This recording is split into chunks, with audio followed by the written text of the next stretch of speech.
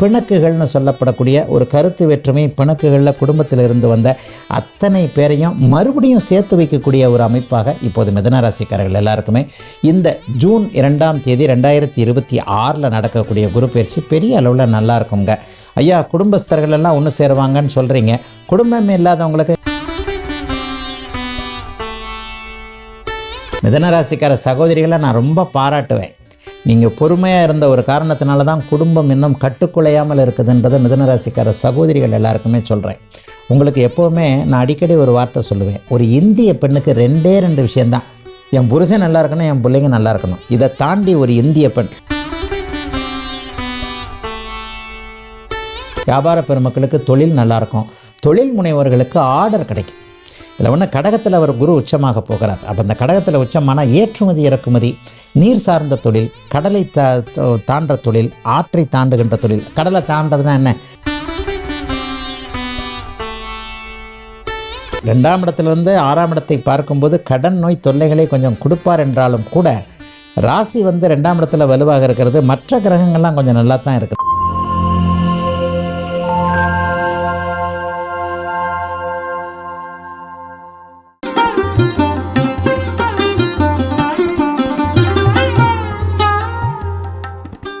வணக்கம் சார். அம்மா, நல்லா இருப்பீங்கம்மா. சார், மிதுன ராசிக்காரர்களுக்கு இந்த 2026 குரு பெயர்ச்சி என்ன மாதிரியான பலாபலன்களை கொடுக்க போகுது?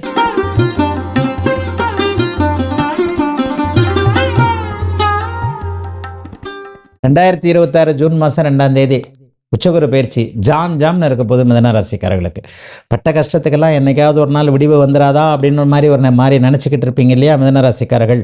உண்மையை சொல்லப்போனால் கொரோனா டைம்லேருந்தே மிதுன ராசிக்காரர்கள் நன்றாக இல்லை. 2020 உங்களுக்கு அட்டமத்து சனி ஆரம்பிச்சிருச்சு. அட்டமத்து சனி வந்தாலே அந்த 2.5 வருஷம் கடுமையான பலன்கள். அந்த அட்டமத்து சனியில் அந்த 2.5 வருஷம் 2020, 21, 22 இந்த 2.5 வருஷத்தில் பாதிக்கப்பட்டவர்கள் இன்னும் எந்திரிக்கலை. பண ரீதியாக, பொருளாதார ரீதியாக இவங்க எல்லாருக்குமே இந்த ஒரு குரு பயிற்சி 2ஆம் இடத்துல வர்றார். 2ஆம் இடத்துல வரக்கூடிய குரு என்ன பண்ணுவார்? குடும்பம், தனம், இந்த 2 விஷயங்களையும் மிகப்பெரிய அளவில் நல்லா வைப்பார்.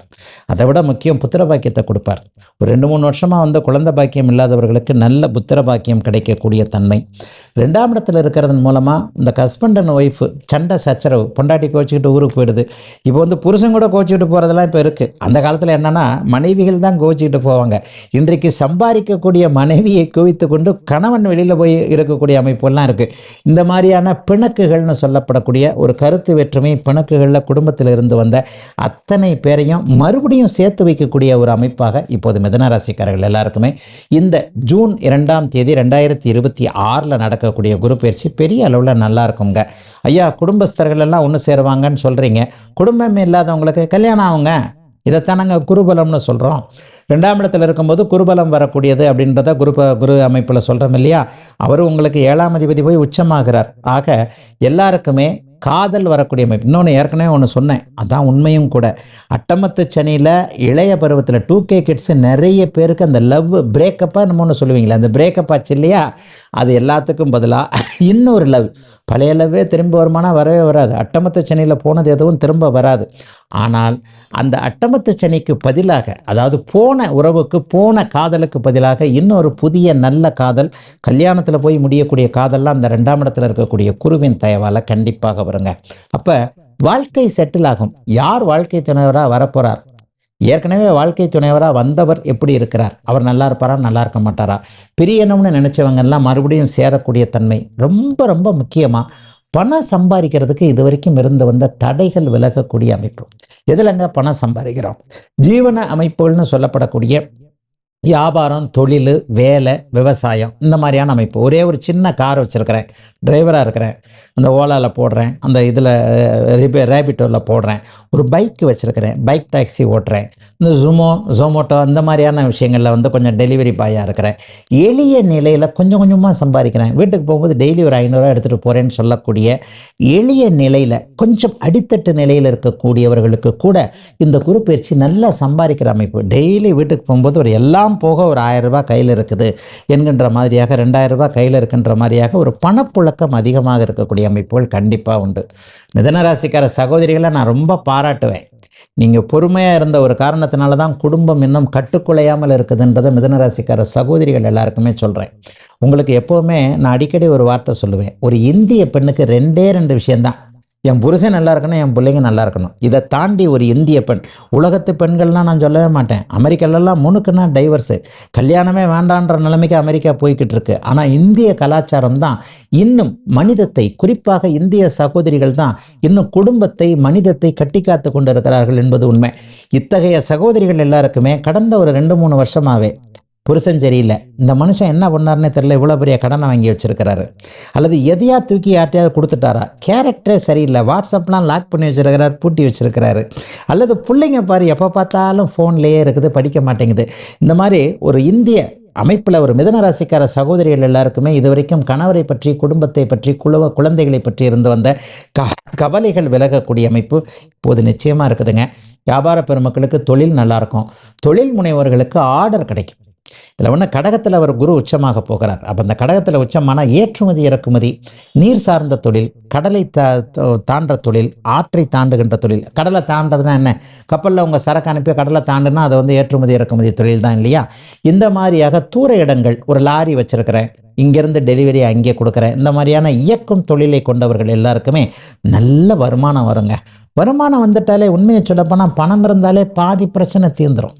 மீதி பிரச்சனை ஆட்டோமேட்டிக்காக நம்ம அப்புறம் தீர்ப்போம்னு வைங்க. நம்ம தீர்க்கறதுக்கு முன்னாடியே நம்ம பாக்கெட்டில் இருக்கக்கூடிய பணம் பாதி பிரச்சனையை தீர்த்து விடுகிறது இல்லையா? இந்த மாதிரியாக ஒரு பணத்தால் தீர்க்க எல்லா விதத்திலையும் ஒரு தீர்க்கக்கூடிய பிரச்சனைகள் எல்லாமே நல்ல விதமாக இருக்கக்கூடிய தன்மைகள் உண்டுங்க. குருவின் பார்வைக்கு என்னன்னா, 2ஆம் இடத்தில் இருக்கிறவர் 6, 8, 10 ஆகிய 3 இடங்களை பார்ப்பார். 6ஆம் இடம் கடன் இடம். கடன் வாங்க போறீங்க. என்னங்க இவ்வளோ நேரம் நல்லா சொல்லிக்கிட்டு இருந்தீங்க, இப்போ திடீர்னு வந்து பேக் அடிக்கிறீங்க, கடன் வாங்க போகிறேன்றீங்க அப்படின்னு பார்த்தா, வீடு வாங்குறதுக்கு கடன் வரும், ஒரு நல்ல பொருள் வாங்குறதுக்கு கடன் வரும், ஹவுசிங் லோன் போட்டு தானே வீடு வாங்குகிறோம், ஒரு வண்டி வாகனம் வாங்குறதுக்கு கடன் வரும், நல்ல செலவுகள் வரும், அதற்காக கடன் வாங்க வேண்டி வரும். கடன் வாங்கினாலும் அதை அடைக்க முடியும் என்கின்ற ஒரு தைரியம், தன்னம்பிக்கையை வரக்கூடிய அமைப்புகள் மிதனராசிக்காரர்களுக்கு இருக்கின்றன. எதிர்பாராத அதிர்ஷ்டம், சோஷியல் மீடியாவில் ஃபேமஸ் ஆகணும், யூடியூப்பில் வீடியோ போடணும், இன்ஸ்டாகிராமில் ஃபேமஸ் ஆகணும், ஷேர் மார்க்கெட்டில் கொஞ்சம் காசை விட்டுட்டேன் திரும்ப கிடைக்கணும், கிடைக்க போகிறது, தொழில் நன்றாக இருக்க போகிறது, வியாபாரம் நல்லா இருக்க போகுது. 10ஆம் இடத்தை குரு பார்க்கின்ற காரணத்தினால ரொம்ப நாளாக ப்ரொமோஷன் வராதவங்க எல்லாருக்குமே அந்த ப்ரொமோஷன் வரக்கூடிய தன்மை, மாணவ கண்மணிகளுக்கு படிப்பு நல்லா வரக்கூடிய அமைப்பு, எல்லாருக்குமே நல்ல விதமாக படிப்பு வரக்கூடிய அமைப்புகள்ன்ட்டு பெரும்பகுதி 80 மார்க் கொடுப்பேங்க. ஒரு 80% நல்ல விதமான பலன்கள், ஒரு 20% வேணால் சாதகமற்ற பலன்கள், ஏதாவது கொஞ்சம் காசு செலவுகள், கடனால் கொஞ்சம் தொல்லைகளை கொடுத்தாலும் கூட 80 மார்க் கொடுக்கக்கூடிய அளவுக்கு மிதனராசிக்காரர்களுக்கு நல்லாவே இருக்குதுங்க இந்த ஜூன் 2 குருப்பெயர்ச்சி. மிதுன ராசிக்காரர்களுக்கு குறிப்பா உடல்நலம் சார்ந்த ஏதாவது பிரச்சனைகள் வர வாய்ப்பு இருக்கா சார்? இந்த இருந்தாலும் தீருங்க.